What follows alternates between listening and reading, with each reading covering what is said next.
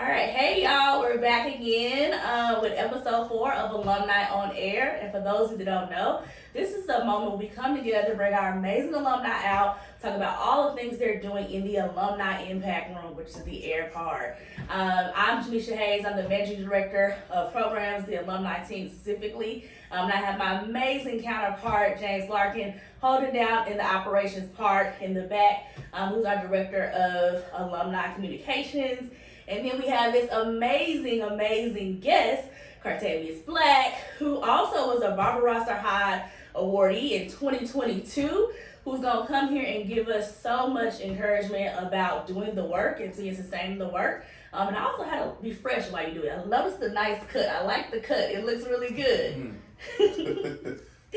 So Cartavius, before we get started, did you sign the wall? I did. So I'm 6'5". So I signed it at the very tippy top up there, 2017. Shout out to all my 2017 core members that might be watching. Yes, 2017. So we're gonna jump in and hear more about. Before we get into 2017, we're gonna talk more about who are you. So who are you? Just give us a little background, who you are, where you come from, that type of information. For sure. So thank you again for introducing me. My name is Cartavius Black. I'm a member of the 2017 core. I was actually born right here in Memphis, right down the street.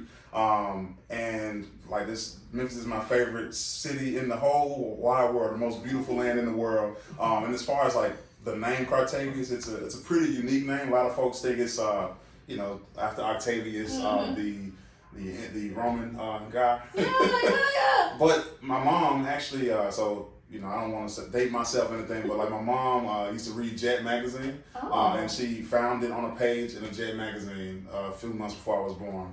It was like Cartavius, that's what we're gonna go with. I love that. Oh my gosh. First of all, Native Memphian as well, so definitely always gonna shout out the whole team. I love my Native Memphians. But I love Jet magazine. Shout out your mama. I used to read Jet magazine when I would get my hair done at the beauty supply stuff at the beauty shop. It would just be, that was my highlight of every 2 weeks, was going there and reading Jet magazine. Jet and Ebony. And Ebony, yeah. Yes, that used to be the thing. Oh my gosh. And of course I'd be sneaking because my mom was like, what you doing? And I love that. I love it. Yes, Cartavius, okay. I wonder what the issue was and what was going on there for Cartavius to be in there. Look, I don't know. I will also say that it used to have an O in it, but then I made it to first grade and I just didn't put the O in. So I was a spoiled only child at that point. And so I told my mom I don't want to put the O in. And so she actually went to the health department and removed the O for me. So not you leading change at the beginning. Not you tell your mom I'm not putting the O in anymore. And yes, okay, so leadership skills from day one. From day one. So I bet I already know how this story did. How did you get to the court? How did you get here? Because I feel like it's some leadership that led you to get here. What made you come into the court? That's a great question. So I remember I went to the University of Tennessee, go Vols, and I had I forget her name, but it was a very nice lady that as I was preparing to graduate back in 2015, she was like, man, you have a lot of these characteristics that this organization I've been working with are looking for. At the time, I was like, actually, I'm not really interested in, doing that. Right. But then an opportunity came for me to move back to Memphis, and I went back to that conversation I had with her, and I was like, let me just give this a shot. In January of 2017, I had an interview at the old office down on next to, was it the Liberty? Not the Liberty Bowl. It was I was on Park, yeah. Yeah, and I just remember having an interview. I think I did a good job. You probably did. But I remember telling them at the interview that if I get this, I don't want any of these other cities. If you put me in another city, I'm gonna say no. I gotta get Memphis, or what's a no. And then a couple weeks later, I was accepted. And we were blessed with the amazing Cartavius without the O. That is amazing. So you were a diehard, I gotta come back home. Right. That's amazing. So I think that's so interesting because we've had people come on the show and they had different experiences. For me personally, Native Memphian, I remember I went to college here, I went to Rhodes here, and I was like, I'm gonna put everything on the list. That's how you can list everything out. And I'm loyal to my hometown. So of course Memphis is always gonna be on the list somewhere. But I was expecting to go to Hawaii. And if you watch episodes for this, I keep telling y'all, and I'm TFA now, so if you're watching this, I was supposed to be in Hawaii, so at some point I need to go because I was told that, by the gossip sites that we weren't supposed to go where we grew up in. But anyway, that's another story for another day. But I ended up in Memphis, so I wasn't that I didn't want Memphis, but I did have this thought seriously that the rumor was that you would not get your home city. And then I noticed in 2017 there were changes, and people like you came in and were like, no, I want to go back home. Yeah. And that's amazing. So where did you end up getting placed in? How did that experience go? So I was originally placed as a math teacher at Hamilton Elementary, as a 5th grade math teacher. Some things went wrong with my certification process. I'm not sure what happened, but I wasn't able to start on day one. Okay. So then I ended up getting knocked to 4th grade reading. At a first year, so my principal was a first year principal. We were surrounded by first year teachers, and it was fun. I'll just say that first year was definitely an experience where I definitely got my feet wet. And I love South Memphis. South Memphis is a beautiful area. Yes. Love Hamilton, absolutely. Those kids still near and dear to my heart. And I think they are like 10th grade now. 10th graders. So you over 6 feet working with the little babies. Little bitty babies. You doing a cart and everything, doing a little reading table. What is it called? The reading Small groups and all doing that.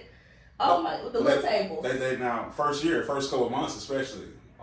I wasn't really running anything. Not for the first couple weeks. Exactly. But then I got my feet wet. Shout out to my co-teacher. She helped me get my bearings. Were there any other alums any other court members or alums in the building at that time? Yeah, so we had a Kiwana Cobbs. Shout out to Kiwana. She's down in Atlanta right now at the KIPP school.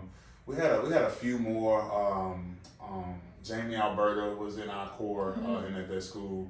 Sydney Alexander was there. So we had a few of the 2017 court. Like I said, we were mostly first year, so we had a few MTR folks there as well. Oh, so you had a good mix. So all of y'all been there. Do you remember some of the highlights of that experience in terms of academic achievement or things of that nature for you? Sure. I remember so at the beginning I alluded to the fact that it was a kind of rough start for me. Once I did get my bearings, we had my students had some of the highest growth in the school as far as the ELA TCAP assessment. So I was really proud of that, for that whole roller coaster of the first year to end on such a high note. Yes. I was awarded, I don't remember the name of the award, it was like the principal had named an inaugural award or some sort for ELA, and I received that, and I still have it at home. But I just don't remember what it was called. See, that leadership, y'all, started at the beginning with the take out the O, and now he said, you know what, I'm going to figure out how to do this. And now he's getting awards, inaugural awards as a first-year teacher. So your first-year experience got you there. Any other things in terms of identity, in terms of your core experience? How did identity play out for you? Or did it play out at all, have a factor for you? It actually played a very major part, especially early on. So I currently work at an all-boys school, but Hamilton was definitely co-ed. And one of my things or reasons of wanting to even come back to Memphis in the first place, I didn't have a father growing up. I understand the impact that my male teachers had on me, as far as helping shape me into the man that I am today. So I wanted to pay that forward, if you will, just in being able to be a role model, specifically for the black and brown boys that were in that classroom. I will say that I had a young lady that called me out on oh, you're showing favoritism, Mr. Black, towards these boys. So I then, in that moment, and still to this day, recognize that it's not just about the boys, it's about every single child. Yes. Making sure that you are someone that every child needs, even if you want to lean into certain parts of your identity, just making sure that you're there for every child. Oh my gosh, that is so profound and that pulls back a memory for me. So my first year teaching, I taught at, freaking prep charter school. And I grew up, had both my parents at one time, and then they went through divorce, and I grew up with all women, went to Girls Inc. and all that, so I was very pro-woman, specifically black girls. So when I got to freedom prep, I started a cheer program, I did all these things with the girls. And by the end of the year, the girls would call me Mama, or Mama Hayes, like that, but the little boys would call me Miss Hayes. And I remember thinking similarly, I was showing my own bias, my own hurt from my own father's situation and him leaving. I think I was like I didn't realize that I had dealt with that. And so I was unconsciously pouring all this extra time into the girls. I'm like, you're gonna have this to face, because I knew from the experience as a black girl going to be a black woman, preparing them for that. But I didn't think about the black boys because I didn't have that connection. And like you said, my own biases to a certain extent was holding me back from giving my babies what they really need and not showing up for everyone. And I made a change. I did some work. Me and my dad to have a come to Jesus conversation and talk about, hearing his side of what happened and all that. And that helped me be a better teacher going into the next year. So I really love this idea of you can still have your identity markers. We have so many things that really matter to us, but making sure no matter what, that we're still there for everyone and all our kids especially. No, that's 100. That's 100%. And I think that's a good place for us to pause, because think about something that you do. A lot of times we are in a space where we're like, yes, we are the amazing champions doing all this amazing work. And sometimes our own biases, our own blind spots come in, and we don't recognize that we're not giving our all to all of our students or to all the people that we work with and serve. So take a moment while we take a break and think about that. How are you showing up? And if you are showing up, do you have any biases that you might need to check so that you can show up for everyone? Because everyone deserves access to excellent experiences and quality experiences that enrich them holistically.